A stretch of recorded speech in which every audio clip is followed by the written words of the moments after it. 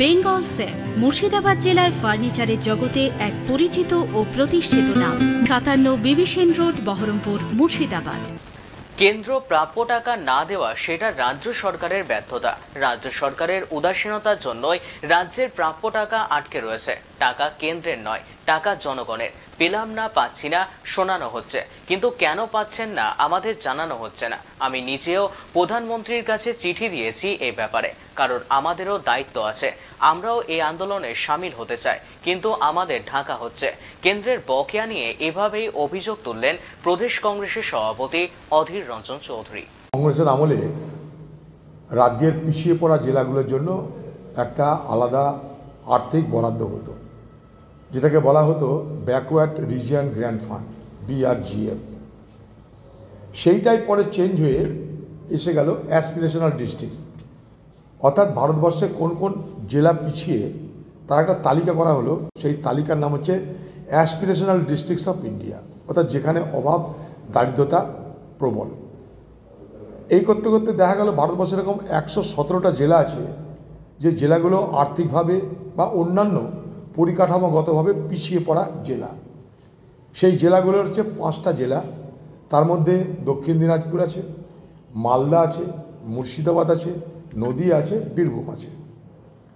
এই জেলাগুলোর জন্য কেন্দ্রের পক্ষ থেকে অতিরিক্ত আর্থিক বরাদ্দ করা হয়।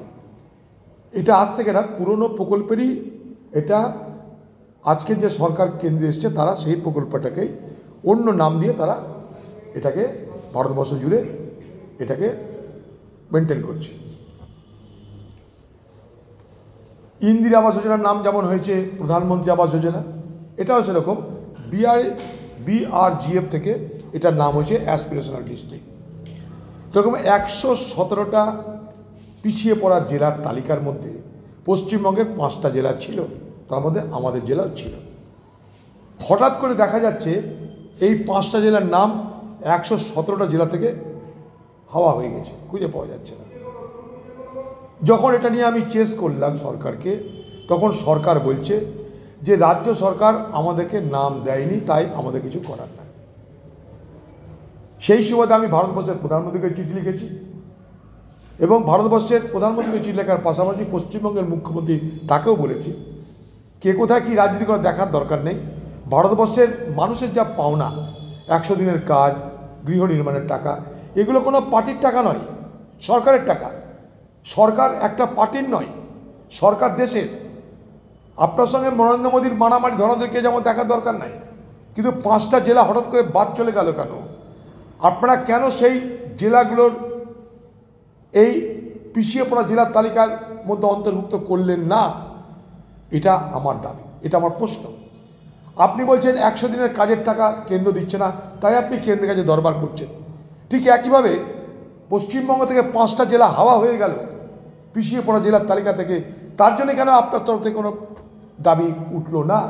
সেই দাবি যাতে করা হয় তার জন্য বাংলার মুখ্যমন্ত্রীকে চিঠি লিখেছি, মানে প্রধানমন্ত্রীকে চিঠি লিখেছি, তার কপি বাংলার মুখ্যমন্ত্রীকেও দিয়েছি, যে পশ্চিমবঙ্গের 5টা জেলা পিছিয়ে পড়া জেলা, দক্ষিণ দিনাজপুর, মালদা, মুর্শিদাবাদ, নদীয়া, বীরভূম, এই 5টা জেলাকে তার মধ্যে অন্তর্ভুক্ত করার জন্য রাজ্যকে উদ্যোগ নিতে হবে। এটা আমাদেরকে বঞ্চনার শামিল বলে আমরা মনে করি। তাই এই চিঠি লিখেছি প্রধানমন্ত্রীকে, তার কপি পশ্চিমবঙ্গের মুখ্যমন্ত্রীকে দিয়েছি। বেঙ্গল সেফ মুর্শিদাবাদ জেলায় ফার্নিচারের জগতে এক পরিচিত ও প্রতিষ্ঠিত নাম। মনের ভাবনাগুলো প্রকাশ পেল, ঘর সাজাতে ইচ্ছে হলো, রকমারি আসবাব আছে একসাথে, চলো ঘর সাজাই বেঙ্গল সেফের সাথে, বেঙ্গল সেফের সাথে। বেঙ্গল সেফ 57 বিবি সেন রোড, বহরমপুর, মুর্শিদাবাদ।